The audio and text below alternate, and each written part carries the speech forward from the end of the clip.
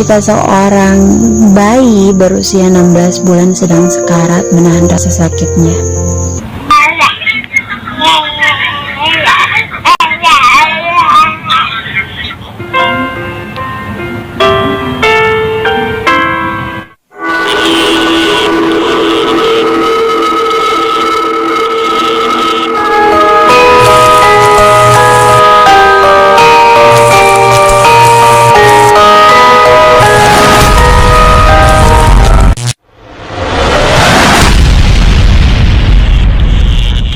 Halo guys, Saga Kareba, apa kabarnya kalian semua? So welcome back to my door.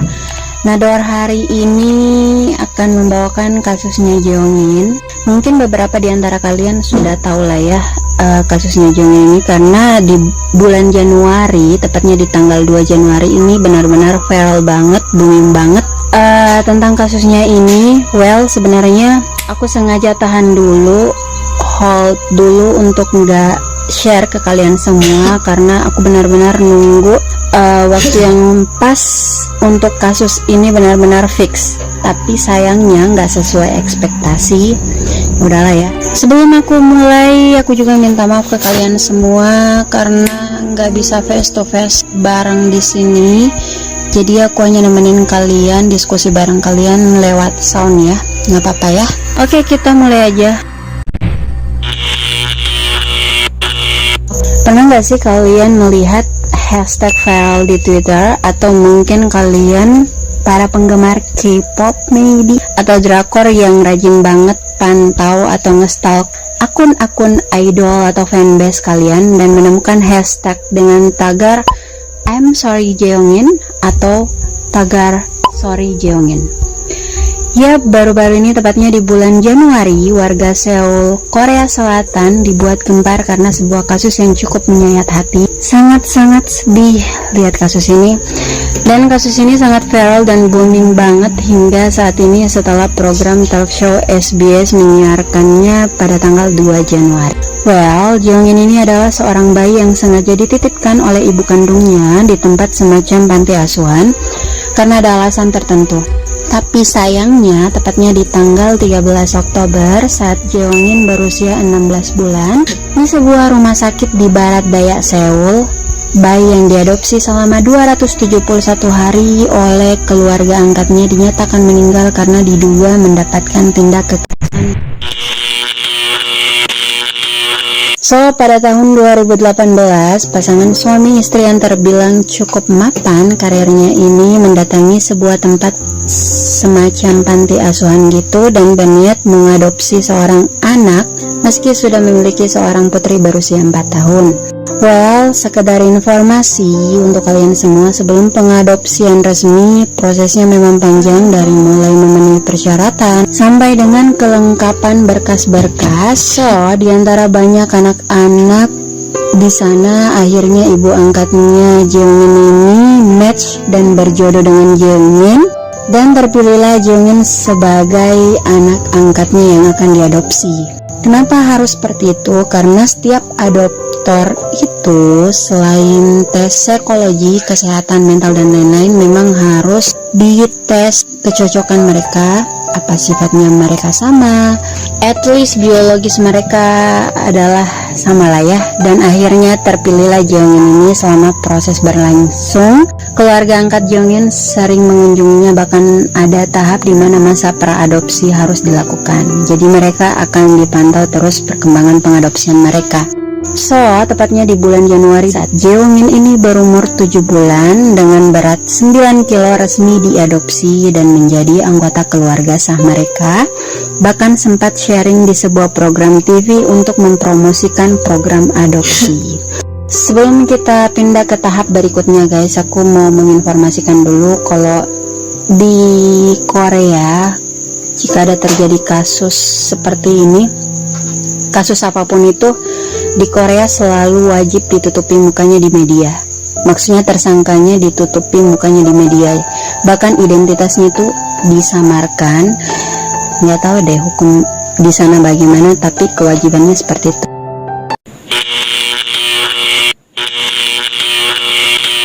Oke, kita masuk di kronologi kejadian kasusnya Jeongin ini. Well, tepatnya 3 bulan setelah diadopsi, kira-kira pada bulan Maret saat Jeongin dititipkan di tempat penitipan anak, sang guru yang berada di penitipan anak tersebut menemukan bekas luka yang terlihat seperti telapak tangan atau kaki orang dewasa di bagian sisi wajahnya Jeongin ini. Dan di sore harinya luka itu menjadi memar, lalu memar lain muncul di pipinya setelah seminggu kemudian. Orang tua angkatnya sempat ditanya sih, tapi jawabannya tidak tahu apa yang terjadi pada anak angkatnya ini. So, setelah tanggal 25 Mei, pahanya Jeongin ini juga mulai memar yang ditanggapi oleh ibu angkatnya sebagai memar akibat pejatan ayah angkatnya. Namun saat itu memar tidak hanya ditemukan di perut Jeongin, tapi juga bagian dalam telinga.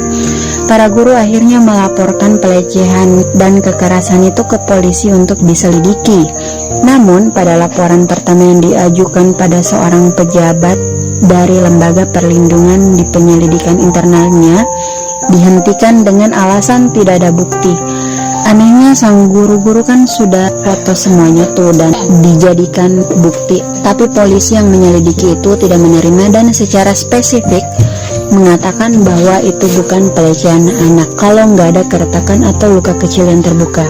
Ibu angkat sempat juga meninggalkan Jeongin ini sendirian di rumah, lalu dia keluar dengan alasan untuk menerapkan pendidikan tidur Amerika. Nah, karena alasan sama lagi, tepat di bulan Juni, Jeongin lagi-lagi ditinggalkan sendirian, tapi kali ini di dalam mobil guys, dan itu berlangsung lebih dari 30 menit. Mirisnya, ibu angkatnya, anak kandungnya, dan juga ayahnya itu ditemukan lagi sedang makan di restoran saat itu, dan Jeongin ditinggalkan sendiri. Well, orang yang gak sengaja melintas, gak sengaja lewat gitu, melihat Jeongin ini ada di dalam mobil sendirian, of course itu berbahaya. So, akhirnya melaporkan kejadian itu pada petugas kepolisian setempat, tapi sayangnya nggak direspon lagi dengan serius. Bahkan informasi itu ditolak mentah-mentah karena ibu angkatnya menyangkal. Dan bikin kesalnya nih ya, polisi baru bertindak untuk mengecek CCTV di tempat kejadian tersebut setelah sebulan kemudian. Tahu nggak hasilnya apa? Polisi meminta bukti itu sudah terhapus. So, tepatnya di bulan September, Jeongin kembali dititipkan di tempat penitipan anak. Perubahan pada tubuhnya saat itu sangat mengejutkan dalam kondisi buruk dan berat badan menurun. Nah, akhirnya para guru langsung membawa Jeongin ini ke rumah sakit dan fakta baru terkuak lagi. Dokter menemukan luka sobek di mulutnya. Akhirnya, dokter melaporkan itu, memberitahu polisi dengan tegas untuk dipisahkan dari keluarga angkatnya. Bahkan saat itu, para guru di pusat penitipan anak ngotot banget bersikeras untuk memisahkan Jeongin ini sama keluarga angkatnya, tapi sayangnya nggak ditanggapi serius, nggak direspon sama sekali oleh polisi. Dan pada saat itu Lembaga Perlindungan Anak turun tangan dan menerima laporan tersebut, kemudian membawa Jeongin bersama ayah angkatnya ini ke dokter lain, dan ternyata benar, Jeongin menderita stomatitis atau kondisi yang disebabkan pembengkakan yang sangat menyakitkan hingga luka di dalam mulutnya guys. Dan lagi-lagi laporan ketiga ini tidak ditanggapi dengan serius oleh pihak kepolisian, dan sayangnya Jeongin hanya dibawa kembali pulang ke rumahnya. Dan karena laporan tersebut inilah dan tuduhan ini, orang tua angkatnya Jeongin ini agak sensitif, mungkin ngambek dan marah banget, hingga anaknya Jeongin ini tidak pernah dititipkan lagi untuk beberapa bulan setelah ini. Well, memasuki bulan ke-10, tepatnya di bulan Oktober, akhirnya Jeongin kembali lagi dititipkan oleh ibunya ke pusat penitipan anak, dan para guru lagi-lagi menemukan kekerasan di dalam dirinya. Ada luka di sekitar telinga Jeongin, dan itu terlihat memar hingga di bagian belakang telinga. Dan itu diduga bekas jeweran. Kan biasanya tuh ya, kalau ibu-ibu kesal atau marah suka tarik telinga tuh. Nah, akhirnya para guru lagi-lagi foto luka tersebut sebagai bukti. Tidak hanya itu, Jeongin juga mengalami memar atau luka di bagian wajahnya dan tepat di bagian atas tubuhnya. Ketika ditanya masalah itu, lagi-lagi ibu angkatnya hanya menyangkal itu dan mengatakan itu hanya pengaruh atopi anak. atau yang biasa kita kenal kondisi yang biasa terjadi pada anak kecil dengan ruam-ruam biasa atau alergi. Bahkan menyebutnya bahwa itu bercak Mongolia atau sebagai perubahan regenerasi kulit.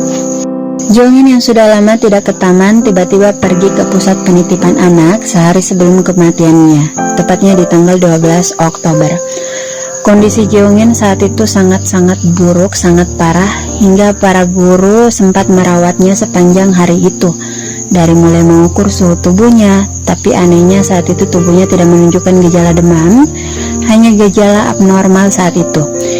Jeongin hanya terkulai lemas saat itu sambil memeluk salah satu guru yang merawatnya. Gurunya sempat menggulung baju Jeongin dan terkejut melihat perut yang cembung. Bahkan saat gurunya mencoba memberikan makan, Jeongin menolak itu. Setelah beberapa saat, dia hanya minum seteguk susu. Yap, ini adalah CCTV pusat penitipan anak yang terungkap saat itu sebagai hasil konfirmasi kondisi Jeongin. Ketika seorang bayi berusia 16 bulan sedang sekarat menahan rasa sakitnya. CCTV ini terlihat dia diam, gak bicara, bahkan gak bergerak sedikit pun guys. Dia bahkan tidak menangis, hanya terkulai tanpa kekuatan. Pernah gak sih kalian saat merasa sakit di dalam tubuh kalian bawaannya pengen diam aja, gak mau gerak, hanya diam? Tapi percaya deh, Jeongin lebih besar rasa sakitnya, bahkan tanpa emosional yang seharusnya terjadi, menangis atau apalah. Yang dia lakukan hanya duduk sendirian tanpa ekspresi apapun, tanpa bergerak sedikit pun, tanpa kekuatan. Kalian bisa bayangin rasa sakitnya gimana? Well, ibu angkatnya sempat mampir sebentar ke pusat penitipan anak itu dan bikin kesalnya, gue pengen tunjuk deh dia. Dia hanya mengintip di pintu masuk aja, lalu setelah itu pulang, yang sama sekali nggak peduli dengan kondisi Jeongin.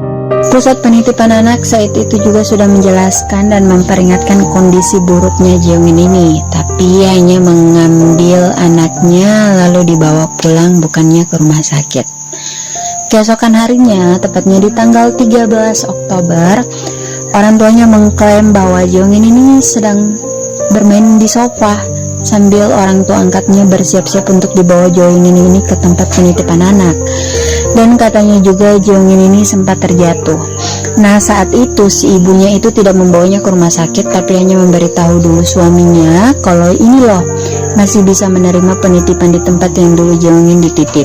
Nah, ibu angkatnya ini lalu meninggalkan Jeongin ini sendirian di rumah.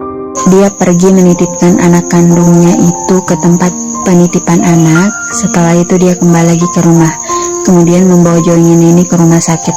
Si ibu angkat Jeongin ini bahkan ke rumah sakit hanya menggunakan taksi, bukan ambulans.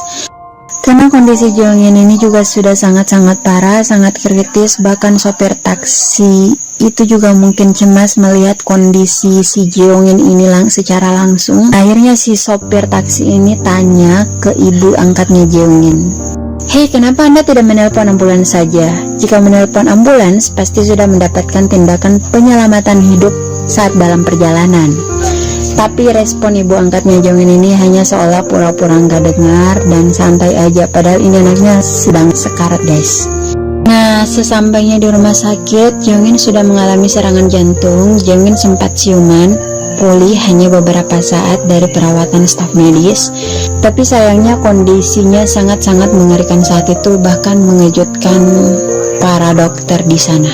Dan dokter yang saat itu menanganinya mengklaim jika bagian dalam perut Jeongin itu penuh dengan darah, dan itu berasal dari ususnya yang telah rusak. Tidak hanya itu, hasil CT scan dan juga X-ray juga menunjukkan tulang-tulang di tubuh Jeongin ini sudah patah, termasuk tulang rusuk yang begitu banyak patah di area pinggul, bahkan pada tulang tengkorak. Dan yang paling menyayat hati adalah setelah diotopsi, pankreas Jeongin juga terpotong hingga ia meninggal.